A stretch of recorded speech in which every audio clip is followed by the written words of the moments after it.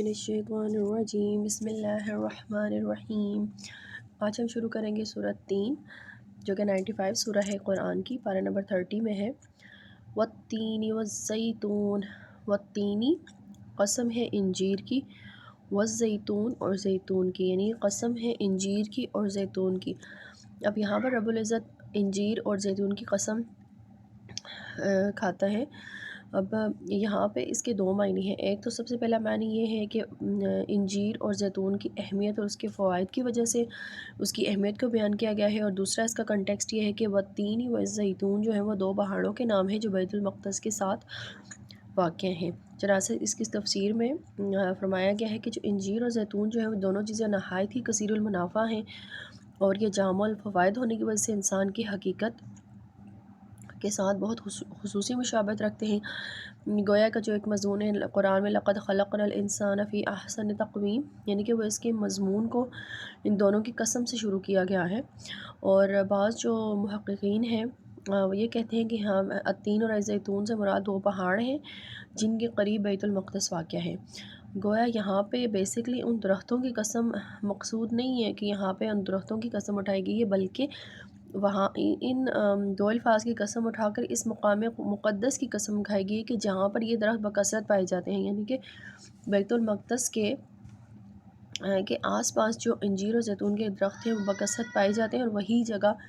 وہ جگہ ہے جہاں پہ حضرت عیسیٰ علیہ السلام کی پیدائش ہوئی، اور وہاں پر اگین حضرت عیسیٰ علیہ السلام کو مبعوث کیا جائے گا۔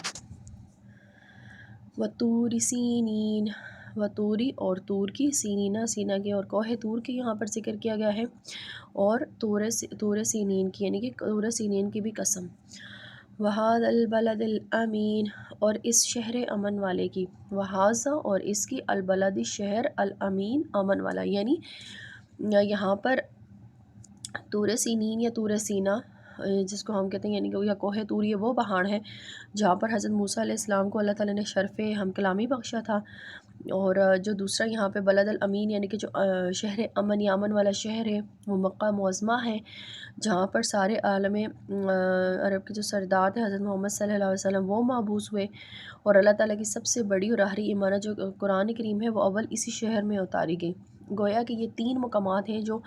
نہایت ہی اہمیت کے حامل ہیں۔ سب سے پہلے یہاں پہ بیت المقدس یعنی کہ بیت المقدس کی طرف اشارہ کیا گیا پہلی آیت میں، اس کے بعد طور سینا یا کوہ طور کی طرف اشارہ کیا جو موسیٰ علیہ السلام سے بلانگ کرتا، تیسرا جو ہے شہر امن یعنی کہ مکہ معظمہ کی طرف اشارہ کیا گیا۔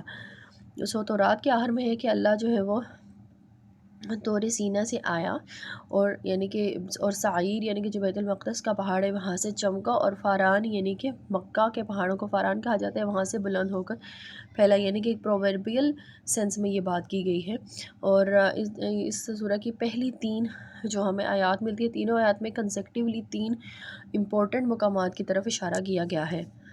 لقد خلقنا الانسان فی احسن تقویم، لقد خلقنا البتہ ہم نے پیدا کیا،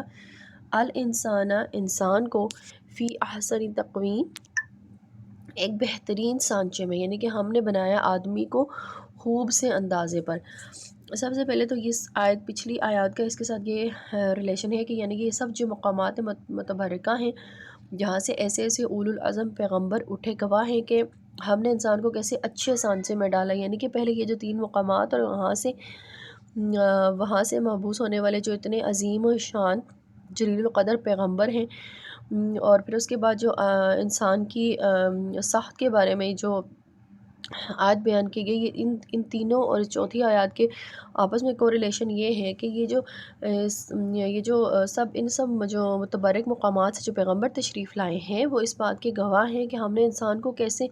بہترین اور کیسے اچھے سانچے میں ڈالا، اور کیسی کچھ قوتیں اور ظاہری اور باطنی خوبیاں اس کے وجود میں جمع کر دیں۔ اور اگر انسان اپنی صحیح فطرت پر ترقی کرے جو اس کی بیسک نیچر اللہ نے بنائی ہے، تو وہ فرشتوں سے بھی سبقت لے جائے بلکہ مسجود ملائک بنے۔ ثم رددناہ اسفل سافلین، ثم پھر رددناہ ہم نے اسے لوٹا دیا، اسفلا سب سے نیچے، سافلین نیچوں والا، یعنی کہ پھر پھینک دیا اس کو نیچوں سے نیچے۔ اب اس آیت کا یہاں پر کیا مطلب ہے کہ جیسے اب اللہ تعالیٰ فرماتے ہیں کہ اگر انسان اپنی احسن تقویم کے اوپر غور کرے، اللہ کے احکامات کے اوپر عمل کرے تو وہ مسجود ملائک بن سکتا ہے، لیکن اگر یہی انسان منکر ہو جاتا ہے جب،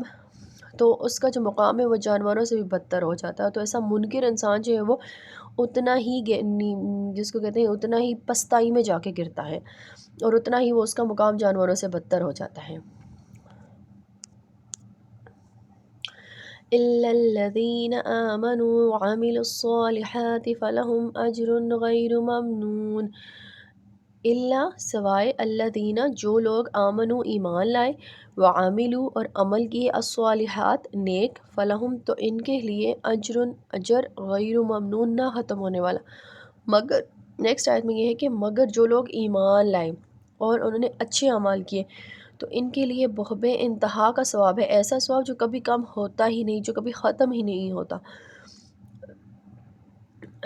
تو چنانچہ پہلی آیت اس سے جو پریویس آیت اور یہ والی آیت، پریویس آیت اس سے کنٹراڈکٹری ہے کہ وہ جو مطلب اللہ کے حکام کو نہیں مانتے وہ پستائی میں جا کے گرتے ہیں، ان کا مقام جانوروں سے بھی بدتر ہو جاتا ہے، اور لیکن اس کے برعکس جو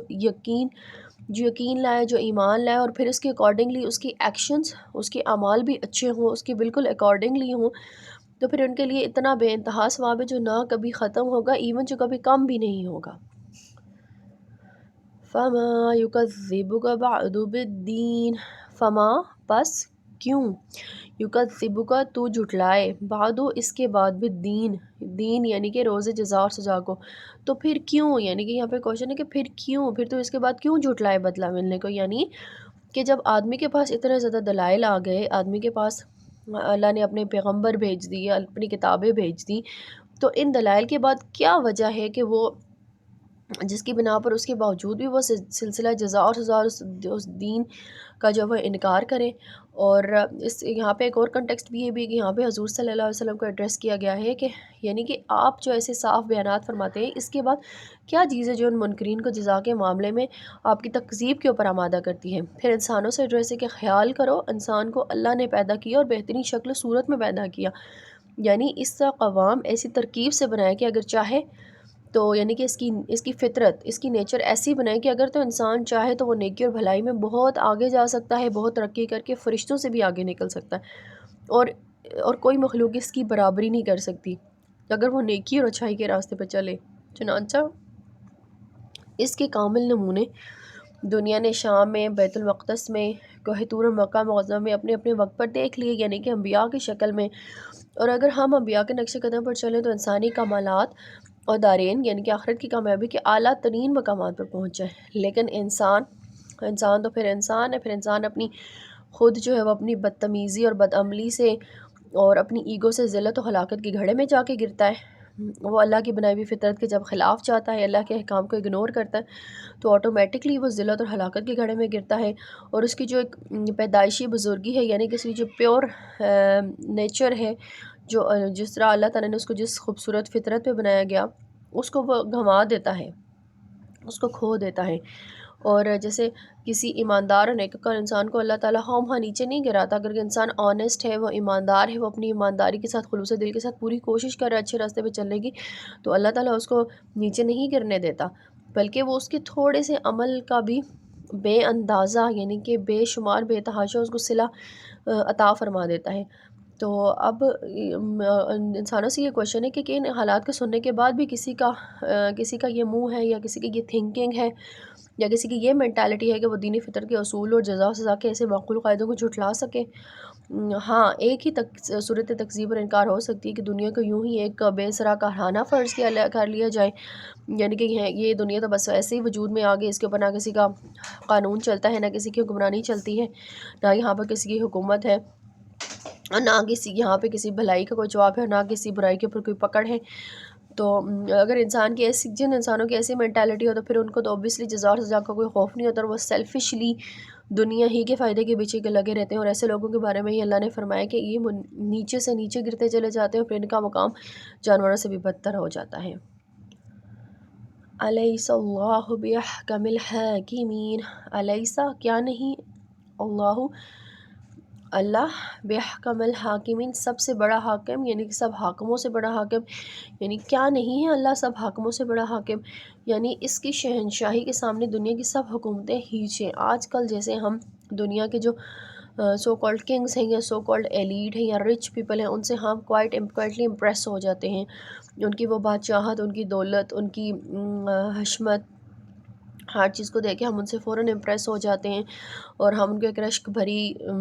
نگاہ سے دیکھتے ہیں اور رشک بھری سوچوں سے ہم ان کو سوچتے ہیں. تو اللہ تعالیٰ فرماتا ہے کہ اللہ تعالیٰ کی جو حکومت ہے، اللہ کی جو بادشاہی ہے، وہ سب بادشاہوں سے بڑی بادشاہی ہے.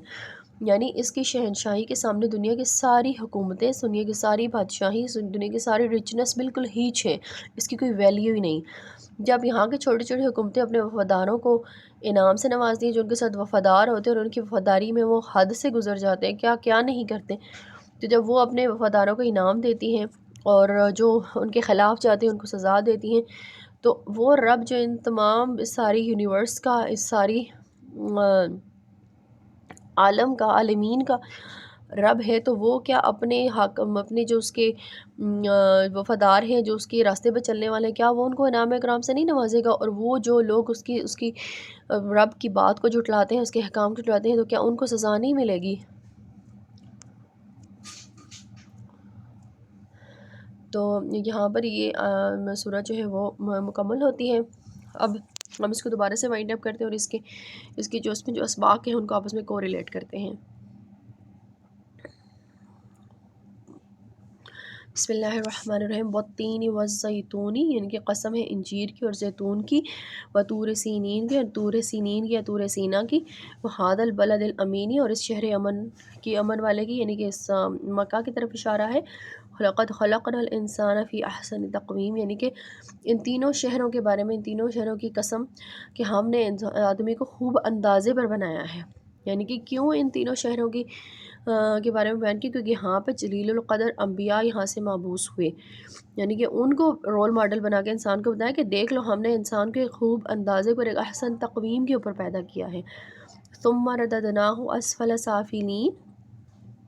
الا الذین آمنوا وعملوا الصالحات فلہم اجر غیر ممنون. یعنی ثم رددناہ اسفل سافلین، یعنی کہ اگر پھینک دیا پھر اس کو نیچوں سے نیچے، یعنی کہ جو اب اس احسن تقویم کو نہ قبول کرے، اس سے سبق نہ سیکھے، اللہ کے راستے پہ نہ چلے، تو پھر اس کو نیچے پھینک دیا، یعنی کہ وہ بستیوں میں جا کے گر گیا. لیکن الا الذین آمنوا وعملوا الصالحات فلہم اجر غیر ممنون، یعنی کہ پھر اس کے برعکس وہ لوگ جو ایمان لائے، جنہوں نے عمل نیک کیے، تو ان کے لیے بے انتہا ثواب، نہ ختم ہونے والا نہ کم ہونے والا. پھر اگلی بات یہ کہ فما یکذبک بعد بالدین، یعنی کہ پھر بھی جب کیوں، یعنی کہ جب آپ کے پاس دین آ گیا تو پھر تو اس کے پیچھے کیوں جھٹلائے بدلہ میں نے، یعنی کہ جب آپ کے پاس دین آ گیا، جب آپ کے پاس جلیل القدر پیغمبر آ گئے،